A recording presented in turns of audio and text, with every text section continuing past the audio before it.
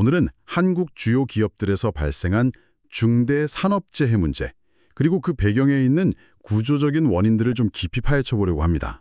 네. 특히 SPC그룹의 안전투자 관련 논란하고요. 또 현대자동차 전주공장에서 최근에 있었던 안타까운 사고, 이 두 사례를 중심으로 한번 제대로 들여다보겠습니다. 그 핵심을 같이 짚어보죠. 기업이 내건 안전 약속과 실제 집행 사이에 어떤 차이가 있는지, 또 그 복잡한 하청 구조가 현장 노동자의 안전에 어떻게 영향을 미치는지 상당히 구체적으로 보여주고 있습니다. 그렇죠. 우리가 뭘 놓치지 말아야 할지 좀 분석해 봐야 할 것 같습니다. 좋습니다. 그럼 먼저 SPC그룹 이야기부터 꺼내볼까요? 기억하실 텐데 2022년에 평택 제빵공장 사고 있었잖아요. 그 이후에 1천억 원이라는 정말 엄청난 규모의 안전 투자를 약속했었죠. 네, 그랬었죠. 근데 최근 자료들을 보면 이 약속이 좀 제대로 안 지켜졌다, 이런 비판이 아주 거세더라고요. 아니 1천억 원이면 정말 큰 돈인데 이게 어디에 어떻게 쓰였다는 건가요? 바로 그게 이제 핵심인데요. 매일 노동뉴스 보도를 보면 그 약속했던 특별 안전 투자 금액 있잖아요. 네네. 그중 상당 부분이 실제로는 소방점검 외주 비용이라던가 아니면 안전화, 반창고 같은 그런 일상적인 소모품 구매에 쓰였다고 합니다. 아, 소모품이요? 네. 심지어 육아 지원 설명회나 노사관계 강연 비용 같은 사실 안전이랑 직접적인 관련이 좀 떨어져 보이는 항목까지 포함됐다는 거예요. 그러니까 이게 중대재해 재발 방지를 위한 어떤 근본적인 설비 개선이나 시스템 구축과는 좀 거리가 멀다, 이런 비판이 나오는 거죠. 그렇죠. 특별 투자라기보다는 그냥 기존에 쓰던 운용 비용의 이름만 바꾼 거 아니냐, 이런 의혹까지 제기되는 상황입니다. 아니 안전화나 반창고도 안전이랑 관련이 아예 없다고 할 수는 없겠지만 그래도 1,000억 규모의 특별 투자라는 그 약속과는 무게감이 완전히 다르네요. 그렇죠. 게다가 외부 전문가들로 안전경영위원회까지 만들어서 운영했는데 이런 결과가 나왔다는 게 좀 더 이해가 안 가는데요. 올해 5월에 시화 공장에서 또 끼임 사망 사고가 있었고 그 후에 점검을 해보니 무려 568건이나 미비점이 발견됐다. 이러면 위원회는 도대체 뭘 한 걸까요? 제대로 기능한 게 맞는지. 네, 바로 그 지정이 아마 이제 곧 있을 국정감사 10월 15일이죠. 거기서 집중적으로 다뤄질 가능성이 상당히 높습니다. 그렇겠네요. 안전경영위원회가 정말 실질적인 감독 역할을 한 건지 아니면 그냥 형식적인 기구에 그친 건 아닌지, 그리고 그 투자금 사용 내역이 투명했는지, 적절했는지, 이런 부분에 대한 아주 철저한 검증이 필요해 보입니다. 네. 결국 약속이 그냥 보여주기식 구호였는지 아니면 정말 현장의 안전 강화로 이어진 건지, 그 결과가 이번 사고나 점검 결과로 드러난 거 아니냐, 이런 질문에 답해야 하는 거죠. 결국 약속과 현실의 차이, 그리고 외부 감시 시스템이 제대로 작동했느냐? 이 문제군요.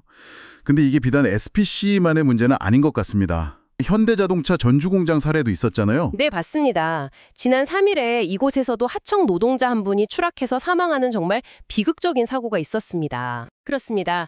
이 사고에 대해서 금속노조 측에서는 근본 원인으로 다단계 하청 구조를 딱 지목하고 있습니다. 다단계 하청 구조요. 네. 현대차라는 원청 아래에 백산테크라는 1차 하청이 있고요. 또 그 아래에 대형기계라는 2차 하청으로 이어지는 구조더라고요. 복잡하네요. 네, 이렇게 여러 단계를 거치다 보니까 안전관리 책임이 좀 모호해지고 또 비용 절감 압박 속에서 안전조치가 소홀해지기 쉬운 환경이 된다는 겁니다. 각 단계마다 어떤 관리 감독의 공백이 생길 수 있고 결국 실제 작업을 하는 그 하위 하청 업체의 노동자들이 위험에 더 직접적으로 노출된다, 이런 주장인 거죠. 그렇군요. 그래서 오늘 10월 10일 오전에 노조가 고용노동부 앞에서 기자회견을 열고 원청인 현대차의 책임, 그리고 이 구조적인 문제 해결을 강하게 촉구한 것도 바로 이런 배경 때문입니다. 그러니까 SPC 사례는 약속을 제대로 안 지켰다, 감시가 부실했다, 이런 문제라면 현대차 사례는 위험 자체를 밖으로 떠넘겼다, 책임을 전가했다, 이런 구조적인 문제를 보여주는 거군요. 네, 정확합니다. 두 사례 모두 결국은 노동 현장의 안전이 여전히 심각하게 위협받고 있다는 현실을 보여주고 있네요. 여러분께서 주목해야 할 핵심은 뭐라고 정리할 수 있을까요?